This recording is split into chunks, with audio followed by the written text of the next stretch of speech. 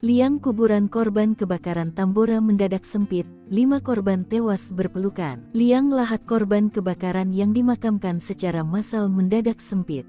Itu terjadi karena lubang yang dipersiapkan bukan untuk ukuran peti mati. 5 korban kebakaran di Jalan Kalianyar 4, Tambora, Jakarta Barat, yang terdiri dari R7S66A40AS13 dan Y12 dimakamkan secara massal di TPU Tegal Alur, Kalideres, Jakarta Barat, pada Rabu tanggal 16 Oktober tahun 2024 dini hari. Kelima jenazah disemayamkan di TPU Tegal Alur setelah menjalani pemeriksaan di RS Polri Kramat Jati, Jakarta Timur.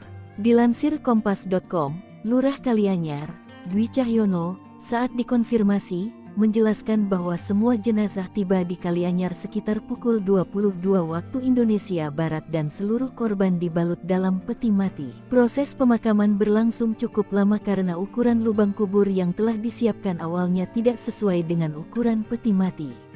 Awalnya kan disiapkan ukuran tanpa peti, jadi lubang kuburnya digali lagi, jelas Cahyono. Ia juga mengerahkan seluruh petugas penanganan prasarana dan sarana umum PPSU di Kelurahan Kalianyar untuk membantu proses pemakaman. Sekitar pukul 5 waktu Indonesia Barat, semua korban baru bisa dimakamkan.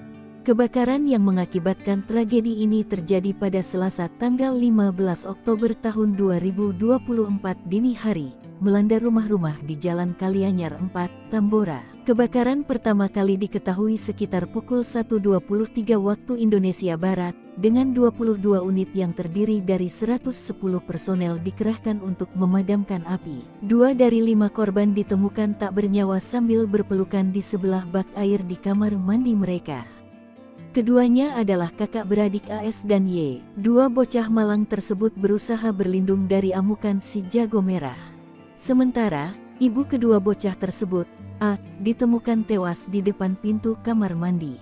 Hal itu disampaikan oleh Ketua RW 02 Kalianyar, Suwardi, yang membersamai tim Inafis Polri untuk mengevakuasi jenazah korban kebakaran. Suwardi menyebut, jasad ketiga korban tidak bisa lagi dikenali ketika ditemukan.